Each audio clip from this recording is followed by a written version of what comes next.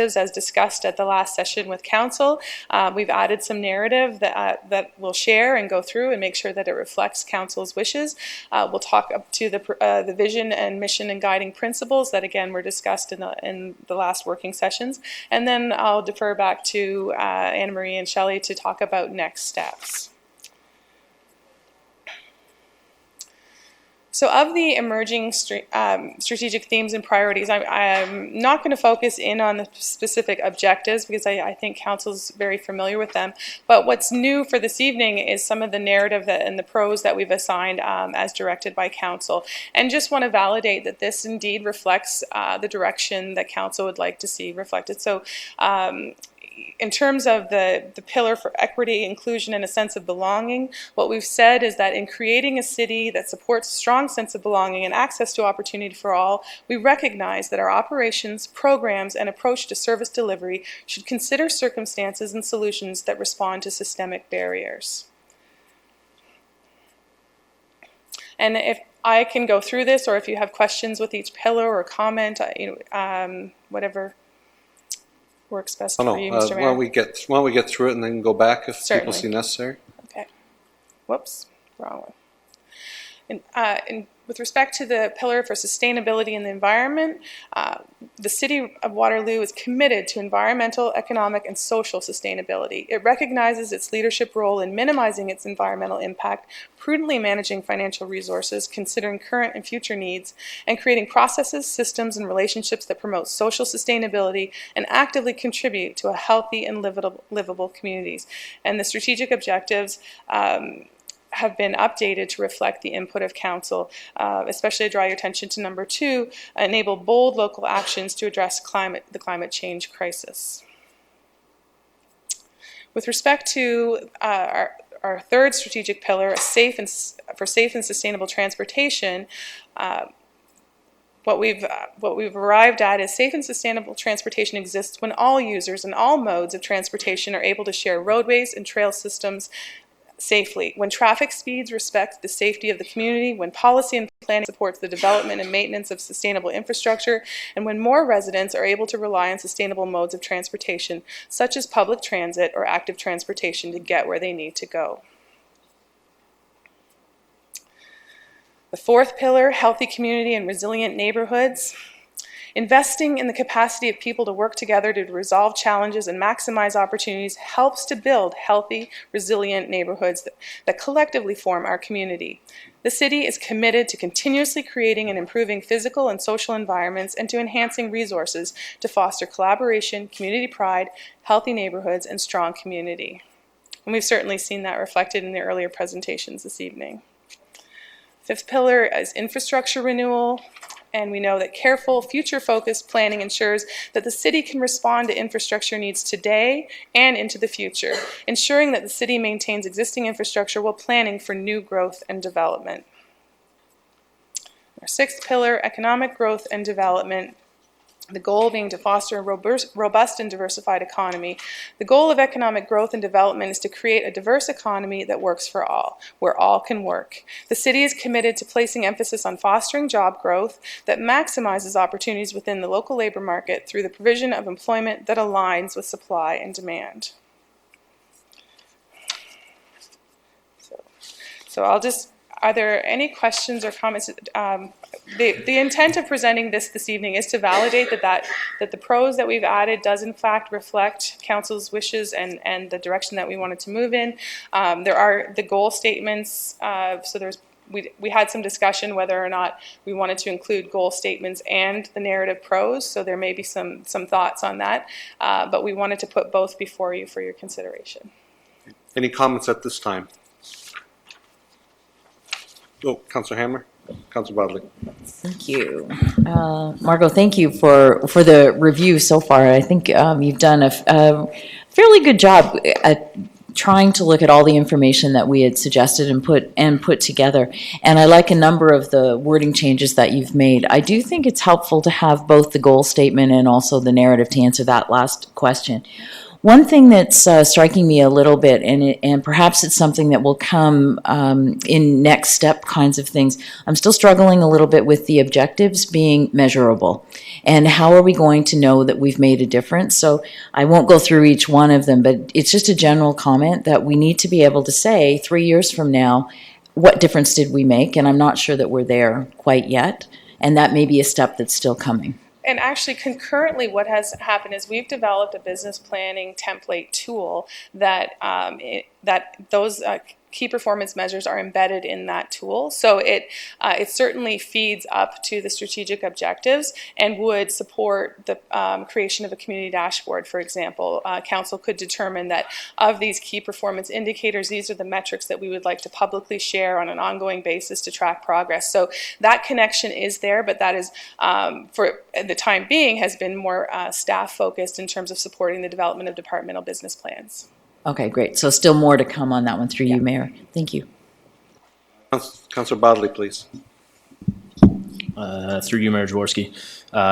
Thank you again. Appreciate the work here. And I just wanted to say, I know as we're getting towards the end of this has been my favorite thing that we've worked on since I've been elected here, and it's extremely important. And I'm really excited to see what the final result is. And I appreciate all the hard work that everybody's done here at the city and the consultants as well here. I had a couple of questions or comments, I guess. The first one was in the equity, inclusion, and sense of belonging pillar under the objectives. I noticed that previous conversations we had an objective pertaining to income inequality, and that doesn't seem to be in the draft report anymore. And I'm curious what happened to that, I guess. My understanding is that and I mean, this is certainly, we can revisit that. The idea was more to look at it from a systemic perspective in terms of how the city can change or adapt how it behaves and how it acts. So inherent in the idea of equity is understanding that there are systemic barriers, and not everybody comes to an opportunity with the same advantages, and being able to recognize that there are differences in the way that we need to be able to serve people. So it was intended to be encompassed within these objectives, but if it's council's desire that be specifically mentioned, we can certainly revisit that. Okay, I would, through you, Mayor Jaworski, I would leave that, I guess, to the rest of the council. I just recall the fourth objective last time that sort of addressed that specifically. Happy to open that up to anybody else if they want to comment on that. But before that, the last comment I have was with respect to infrastructure renewal. Mm-hmm. And I know during our last planning session or discussion on this, infrastructure renewal was part of another pillar, and then we had advised that we wanted it pulled out. And so I think perhaps we didn't get into the nuts and bolts of infrastructure renewal at council because of that. And so in looking at the goal under infrastructure renewal, I'm not sure that the goal is necessarily good, I guess, compared to what I envision with respect to infrastructure renewal.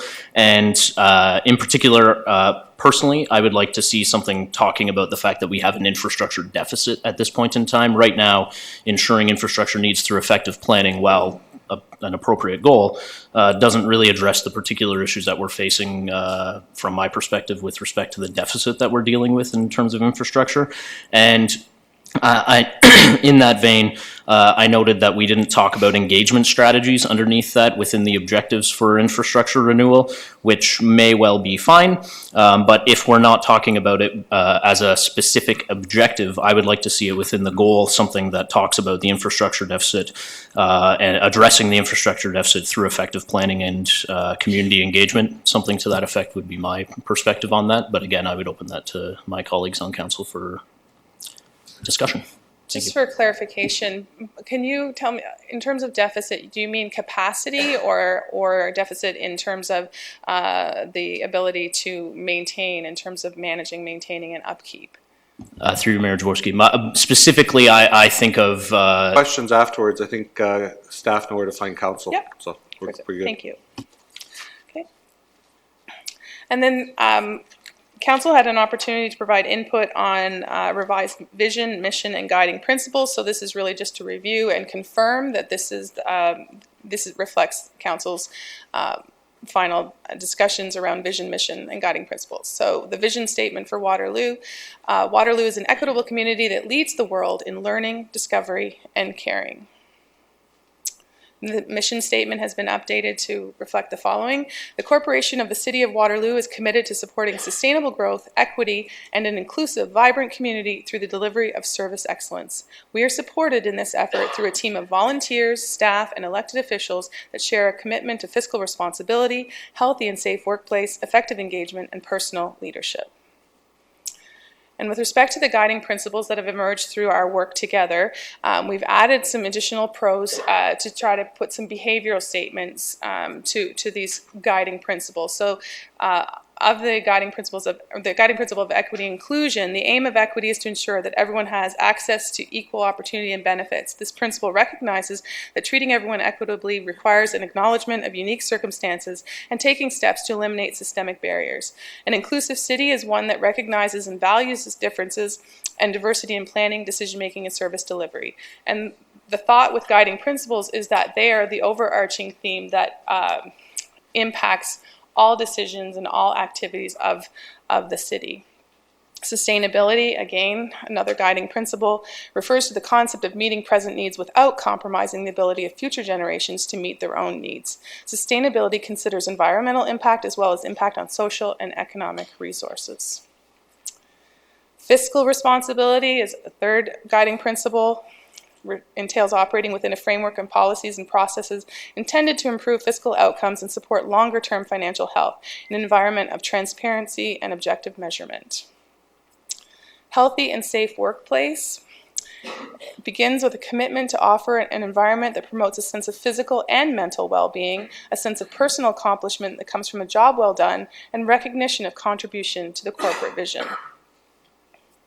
Effective engagement is the result of an ongoing commitment to dialogue, transparency, and the development of strong relationships that are grounded in trust and open communication. Effective engagement seeks to engage people who might not otherwise get involved. It is accessible to people of all abilities and backgrounds and helps to build a sense of ownership and contribution to the community. Again, the idea here that all activity, all communication reflect this guiding principle.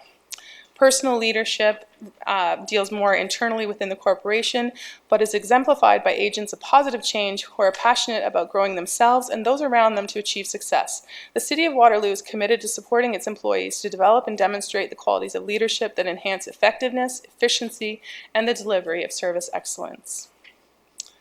And service excellence itself is defined as the commitment the City of Waterloo will create and reinforce an internal and external culture that is founded on responsiveness and is customer-centric.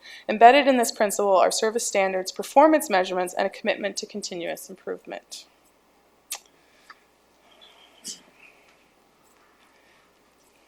So, Thank you. Further commentary. Councillor Hanmer? Councillor? Thank you. Through you, Mayor. Margot, you've done a great job in getting the principles, and I think those are great ones for us to all follow. One thing that struck me as I was listening to the values or the principles today, and our whole discussion earlier about volunteerism and the importance of volunteerism. When I think of personal leadership, I think of everyday heroes, and our personal leadership is not just the staff; it's also the volunteers that we rely on. So I'm wondering if we could give some consideration to that one also being employees and volunteers. So recognizing that we do use a lot of volunteers and we expect and nurture and support them to be leaders as well. thank you. Excellent addition. Excellent catch. Wonderful. Seeing nothing further. Oh, Councillor Vasic, go ahead. Through you, Mayor. Yes, I also feel like I haven't thanked you. This is awesome. Like, I just feel like how it's come along is really wonderful and beautiful. So thank you, all of you. I just had a couple of suggestions if we might add it in. In the healthy and safe workplaces, where you talk about physical and mental well-being, I wonder if we could add an emotional as well. Is that possible? And then I just reacted a bit to customer-centric. I mean, I understand that there is that kind of relationship where we have a responsibility for customer service and excellence in customer service. But then I also wondered, is it customers? Is it residents? Is it community members? So I don't have a specific suggestion. I just think customer says something, then resident or neighbor, or you know what I mean? If I may, through you, Mr. Mayor, the discussion around customer was intended to encompass that. Well, maybe a kid who might like present as a boy but is wearing female clothes, you know, something. Okay, or other things. Thanks. Shelley's awesome. She's even better than the United Nations. She'll get these done right. I have no Yes. doubt in my mind. Okay. Further commentary, Councillor Bonnegar. Through you, Mayor, I just had a quick question. When I was reading through it, I picked up a number of places where some simpler language could help get the message across with very minor tweaks. Can I connect with you afterwards, Anna Marie? Would that be appropriate? Or Shelley? Okay. I'll come and chat. Thank you. Wonderful. Seeing no further comments, we really just have to receive this as information. Does anyone want to receive some information? Councillor Bonnegar does. Councillor Panmer does. All those in favor? Wonderful. Thank you yet again, team, keeping us on track on this. Thank you, Mr. Mayor. Next up, item B, the high water bill adjustment policy. It's prepared by Todd Chapman, and there's going to be a short presentation by Todd. Okay. Good evening, Mayor Jarowski and members of council. Also mentioned in the report is how involved a particular response can be to just one situation, including many site visits, several conversations. Sometimes these cases escalate to media or senior management and council. So it is something that dominates our world at City Utilities at times. And the frustrating thing for both customers and staff sometimes is, despite our best efforts, we really don't end up finding the cause of a pretty significant spike in consumption for one of our customers. So that also leads to some of the frustration on our customers' behalf. So this, we ended up looking at some other municipalities and really researching if they offer programs or policies to deal with these situations. And also in the report, table 2, I believe, provides a summary of that review. This all led to City Utilities ultimately deciding we wanted to draft our own policy for our own needs, and that is obviously what is proposed along with the report. So getting into a few more details about the proposed policy, staff are recommending a high water bill situation be defined as something that is 3 times a customer's average over the past year. We're recommending that we stick to low density residential only. The proposed adjustment would be based on a rebate of 50% on the high consumption above a customer's normal usage. So we would not be rebating what a customer would normally consume over a 2-month period. Simply, we'd be looking at that consumption well over their average. Staff are recommending a once per decade adjustment, and staff have also reviewed, along with finance, how to fund such a policy, and we're fairly confident that along with the other policy recommendations, that $50,000 would be appropriate to fund such a program. And of course, at the end of every year, we were mentioning that the annual rate report, we would report back on number of applications and what that meant in terms of dollars. So such a policy would certainly have an impact on our customer service abilities. We think first and foremost, this would establish a formal response to these situations, and that would also provide a sense of transparency and consistency in how each situation is dealt with. We would require an application from our customers on this, so this is not something that would be negotiated over the phone. We do have an application form prepared, and it outlines who and what qualifies under what circumstances and so forth. City Utilities can administer this program internally with our existing customer service staff, and this type of policy would be available, essentially effective immediately upon council approval. So last slide that I've displayed is just a lot of the different options that staff considered when developing the policy, and all of the options that we considered. Obviously, the highlighted cells are what staff are recommending, and as we looked through all of these options, we essentially tried to balance, what is in line with other municipalities' programs, at the same time, what is administratively do we feel is something we can handle. So those are really the two big considerations when we put together this policy. And I'll leave this slide up and perhaps pass it back to Mayor Jarowski for more discussion. Thank you. Wonderful, Todd. It seems like once a year we see one story of real hardship and a mystery behind them of a water break or some sort of missing water, and that to hear that it's this number of large ones. It's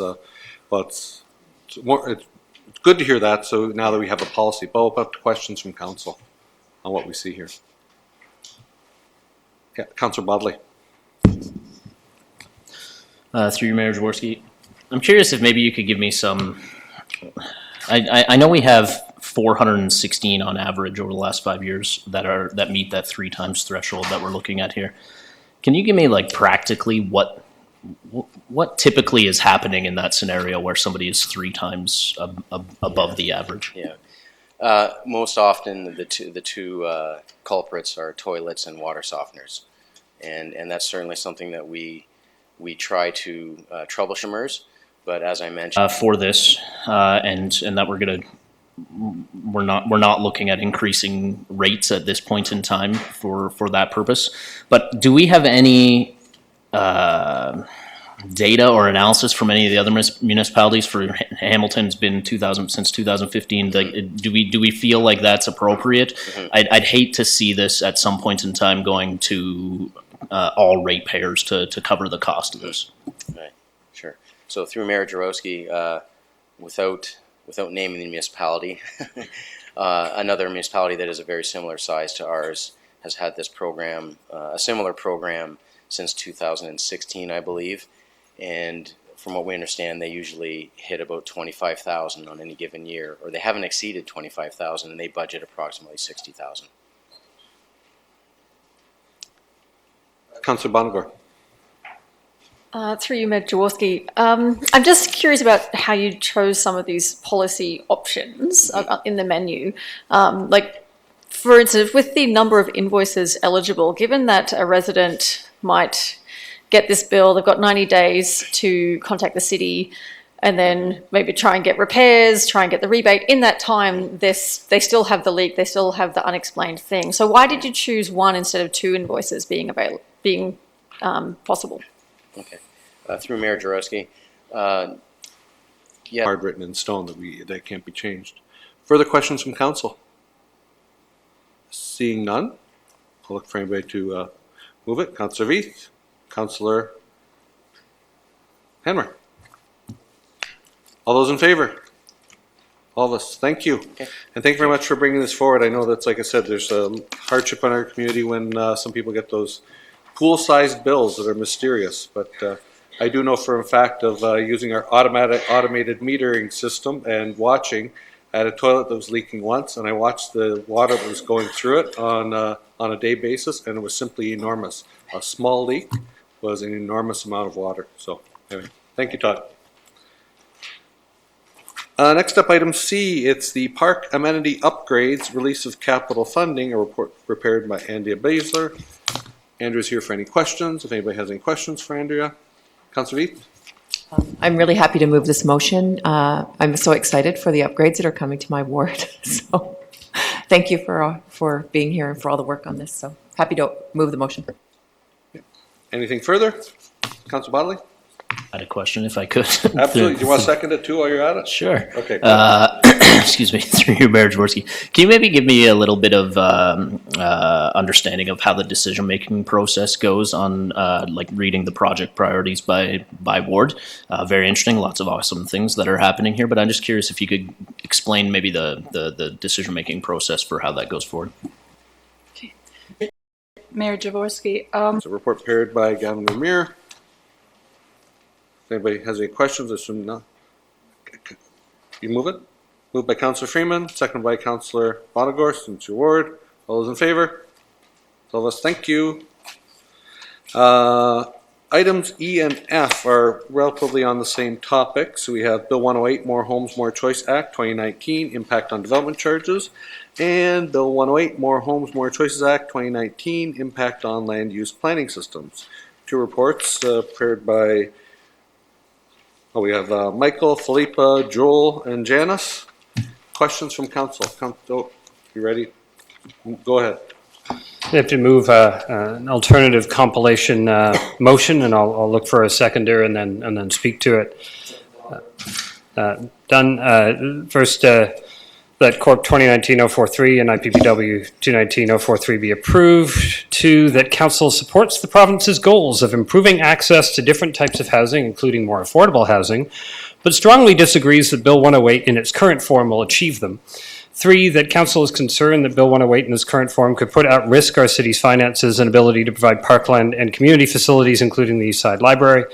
Four, that council is opposed to the return of the old OMB rules for planning appeals, as it once again takes the decisions out of the hands of municipal councils, and is concerned that the new timelines for planning decisions will make it difficult to adequately engage the public and resolve issues collaboratively and avoid a lengthy and costly appeals process. Five, that council requests that the province extend the deadline for comments on Bill 108 from June 1st to September 30th and make any proposed regulations associated with Bill 108 available in advance of the new deadline to allow municipalities adequate time for comment. And six, that Corp 2019-043 and IPPW 2019-043, along with any additional comments may be deemed appropriate by the city's chief financial officer and treasurer, the city planner, and or the city solicitor be forwarded to the province of Ontario as the city of Waterloo's preliminary comments in relation to Bill 108. Wonderfully concise. Please go ahead. Yes, in the last term of council, we had Brian Burke able to do that in a real quick media voice. I do not have that. But what is real quick is the way that the province is drastically reshaping the landscape around how municipalities operate, how municipalities have opportunities to engage the public and consider what is best for their community, and ensure that along the way that growth does indeed pay for growth. That is not the direction that many of the elements of Bill 108 takes, and in fact, some of their efforts to speed up timelines will inevitably lead to longer, more costly appeals as we have to duke it out through lawyers and expensive hired outside planners, rather than do it as the City of Waterloo has always tried to do it, which is work collaboratively to understand what the issues are and to really work for what the best outcome possible is and have it take the time that it needs to take to get it right. And we do that fairly efficiently and fairly effectively, but these are efforts to tie our hands behind our back. And the other concerning thing, and this is with the finance chair hat on, is the changes to how growth pays or doesn't pay, in this case, for growth. We don't know a lot about what the new regime will look like, but what we can expect is that the new proposed regime here would be a lot worse for building strong communities in Waterloo as we continue to grow. Rather than allowing council with the community to be able to plan for parks and for recreation and for libraries and all of the other things that make living in a city great, it would put those priorities in competition with each other for limited pools of funds.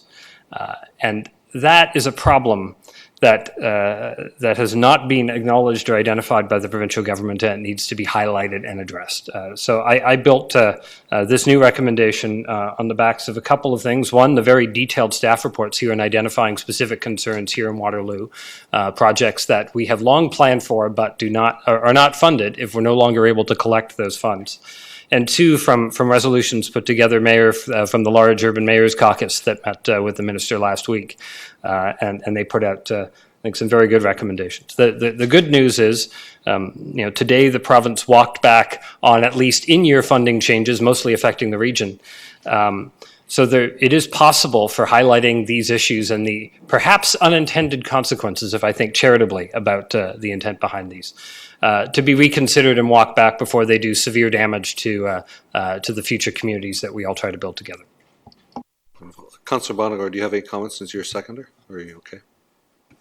Out of courtesy, no obligation. No, it's fully second Councillor Henry's comments there, and I want to thank staff for putting together such really intricate background information for us so that we can more fully understand, even though the regulations aren't out, so there are not many exact details to be speaking to, but being able to have such a strong idea of the potential implications puts us in a good position to make a recommendation like this. But also, I'm a little concerned. I don't want to see the return of the OMB, so I really think that I hope that the province listens to us and to the many voices that are asking for this process to slow down and for us to take a measured approach. So thank you for your help in us.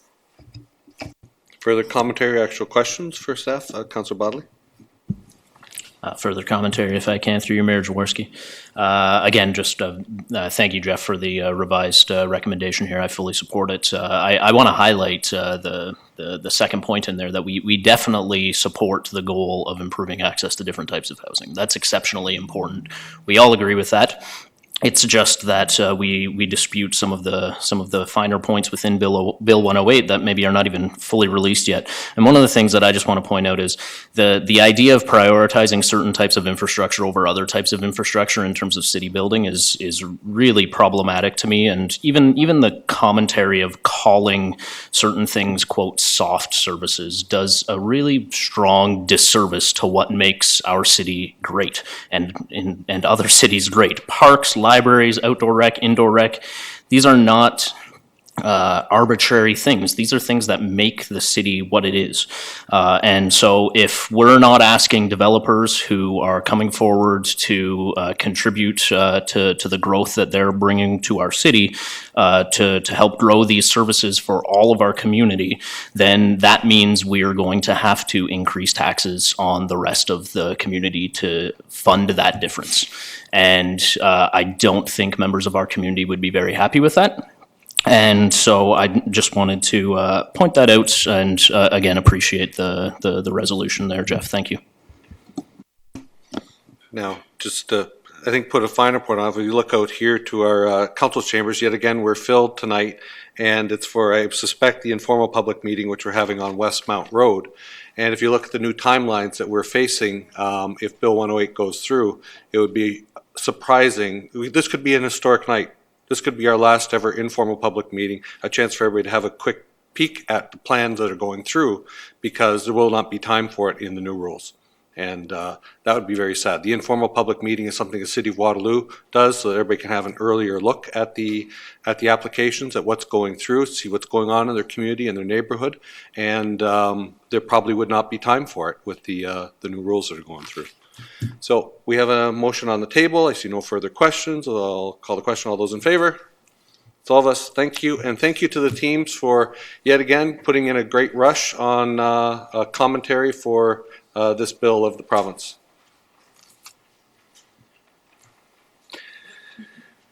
Moving forward to item G.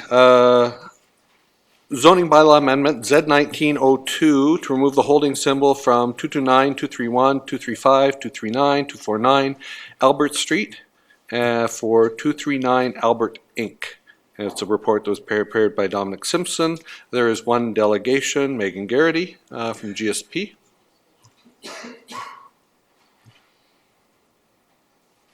And we'll hear the delegation. What kind of housing supply do we want? So this is more of I understand what we're being asked to vote on tonight, and this is more of a commentary about how do we create diverse housing options? What kind of housing supply are we looking for? And what do the people who are going to be living in these houses, what are they looking for? And so I just wanted to make the comment that I highly doubt that students are looking for a dining room, and I'd really love if students and other people in other dwellings in the community were consulted, and maybe they were, but in a more robust way possibly, to find out what are they really looking for in these housing units. And if you have consulted with students and they're looking for a formal dining room in their units, I'd love to hear a little bit more about that. Thanks. Sure. To respond through you, Mr. Mayor, I'm not aware of any formal consultation that was done with any students, but I do know that Preca Group has a diverse portfolio of various developments, specifically in the Northdale area, but also outside the Northdale area. And they've provided us with all the input that we've got to go on these applications in terms of what kind of market demands that they see. So I don't know if there is anything I can point to specifically, but clearly they wouldn't do it, I don't think, unless there was a demand for it. But potentially also there's been some discussion for the Northdale area to be transitionary from not just for students, but also maybe for young professionals who might want that kind of space in those types of units as well. Speaks to not converting those spaces. Now, obviously, you're talking about real life situations in which someone goes in. I'm not familiar with what happens once people are occupying the space. Perhaps someone in staff might be able to answer that question better in terms of later on. I know through the condo process, there are further requirements and additional agreements that go through. This isn't going through condo at this time, but maybe someone else could provide some additional clarity to that question. Oh. Was it Joel or Dominic or? Dominic, go ahead. Through you, Mayor Jaworski. Yes, so in the planning division, we do all we can to ensure that what is a bedroom stays as a bedroom, what is not a bedroom stays as not a bedroom. But beyond that, I think our only resources would be through municipal enforcement. If they get word that there are people inhabiting those spaces, that they would step in and take action. Beyond that, I think it's out of our control and then becomes a police operation or issue to solve.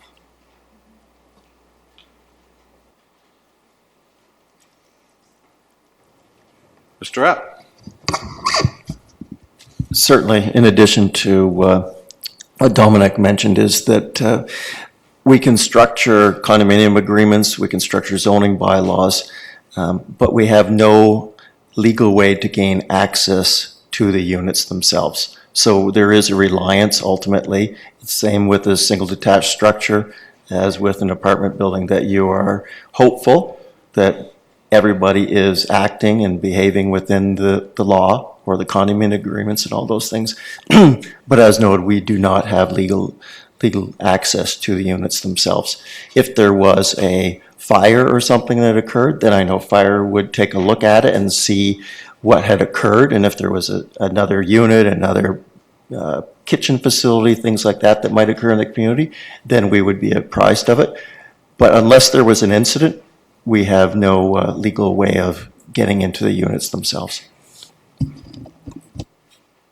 Okay. Thank you. Further questions of the delegate? Councillor Henry. Thank you very much, Mayor Jaworski, and I'm glad new councillors are asking questions about the extent to which our legal abilities to enforce the regime extend into these cases. Megan, you referenced Alex's letter, and if he'd like to come up, he could, but I'm happy to just ask through you. You've mentioned that his letter indicates he's advised his client, quote, that deviations from the design intent are contrary to zoning regulations. In your experience, is it common for professional architects, professional planners in these cases to need to advise their clients of these things? Is this a common occurrence on a regular basis for a wide swath of your clients, that this is something that they need to do? Through you, Mr. Mayor, I'm not sure that the language in Alex's letter specifically says that he's advised his client, although it could. But definitely I do recall it saying that staff have required it through the site plan process, that it would be part of the agreement. Is there a section of the letter that specifically? Page 2. Sure. 4th line.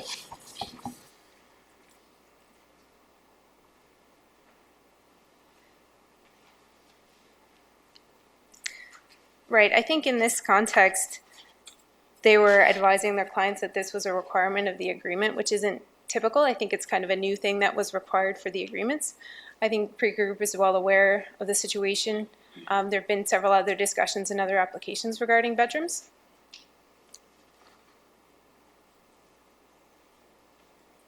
Seeing no further questions, thank you, Megan. Thank you. Gonna grab my woodworking. Next up is for any questions of staff on this. Seeing no questions of, oh, go ahead, Councillor Bonnegar. I'm going to put on my new councillor hat right now. Please do. Some of the questions that we've raised and the issues that we've discussed make me nervous about voting for this recommendation. If this were to be turned down at this point, what does that mean for the city? What does that open us up? Does it open us up to anything? Or is there anything that I should be aware of on that front, should we say no? And maybe it might be good, I see Joel has his hand up, to review what we're actually doing here today with respect to the holding symbol. So, please. Through you, Mayor Jaworski, that's exactly what I was going to speak to. The matter before council this evening is to remove a holding provision, which is a technical matter. The holding provision is applied typically to require services or something to be done, a study, prior to development proceeding. So before council is a request to lift holding. Holding symbols were applied to the majority of properties within Northdale, requiring a number of matters to be completed. As indicated in the staff report prepared by Dominic, those technical matters have been completed. So for council's perspective, the matter is, are you satisfied that those issues are complete? And if you are, then you should ultimately approve the removal of the holding symbol.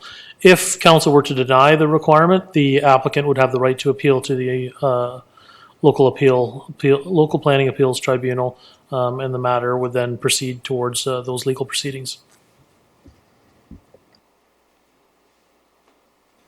Further questions or comments? Anybody want to move anything? Be consistent with my past practice of, at least on this side, making sure we're following our rules and procedure to the letter and intent of their design, and move the motion with a comment. Okay, moved with a comment, seconded by Councillor Hanmer. Sorry, next time. I certainly don't move this with enthusiasm. For new members of council, there was, this issue had come to a head a number of years ago. The language that we now have and definitions we now have around what is and is not a bedroom arose from situations that are eerily familiar here tonight. So I can only say that what the regime we have is staff's best answer under the law for us to be able to deal with this. And I think that says something in and of itself for what we get out of it. I'm all for flexible spaces. I'm all for considering requests for additional density in various locations because we have provisions for that. Those ought to come through the current Section 37 process because that's how this community was planned for. I trust, should that be what ultimately results in this development, is that as these go through to building permit stage, that these are indeed draft designs, and what actually gets constructed is properly constructed and used to comply with the city's zoning bylaw and the Northdale plan. Thank you. Any further commentary? Seeing none, all those in favor? It's all of us. Thank you. Thank you, Dominic, for reviewing it again. Next up is item H, one that Councillor Freeman depart for. Exemption pursuant to 3410.0.0.2 for 262 to 280 Albert Street. Report prepared by John Voss, who's with us here now. For questions.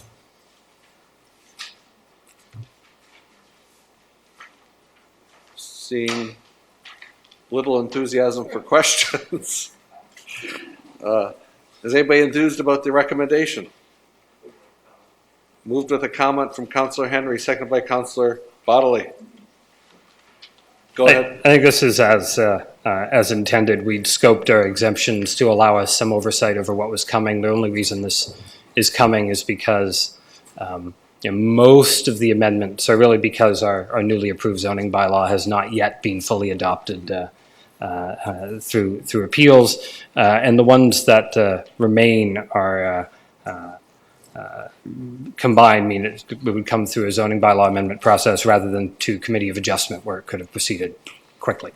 I would only say, since this will come to an informal public meeting, I will refrain from further detailed comment because we will have other opportunities for that.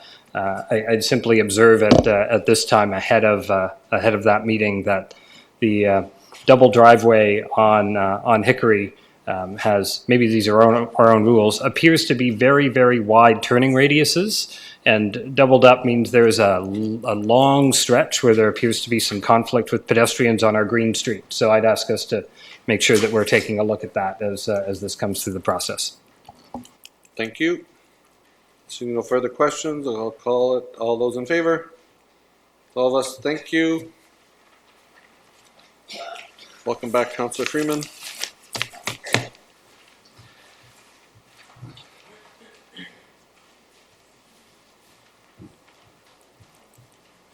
Item I is the Waterloo Award Nomination Review Committee, a report prepared by Julie Scott, and we really have to fill in the blank that the council appoint Councillor Blank to the Waterloo Award Nomination Review Committee for 2019. I'll look for volunteers. Councillor Hanman would like to volunteer. Tell us why. I would really like to volunteer for this one because I think it is a very important, another opportunity for us to recognize outstanding leaders within our community.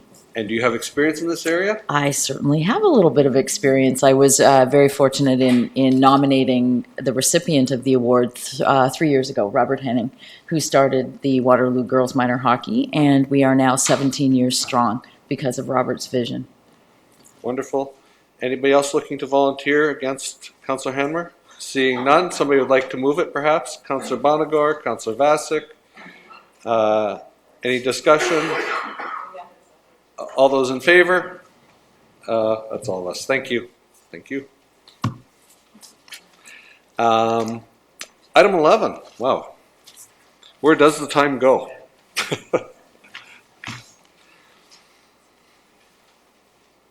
This is an informal public meeting to consider item 11A, zone change application Z1903 and official amendment number 26, Kilm Apartment REIT, 50 Westmount Road North, 9 to 15 Dietz Ave North, and 192 to 216 Herb Street West.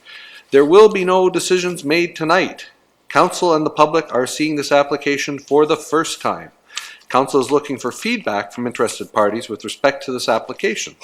Tonight's comments will be taken into consideration in developing a staff position on this application, and a staff report will be considered by Council during a formal public meeting at a future time. All property owners within 120 meters of the subject lands and anyone who signs the registry will receive notice of the formal public meeting.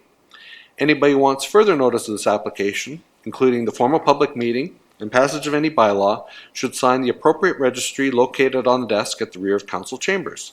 If there's more than one registry, please ensure you're signing the appropriate one. The planner, Natalie Hardacre, will now provide a brief overview of the application. Welcome, Natalie. Good evening.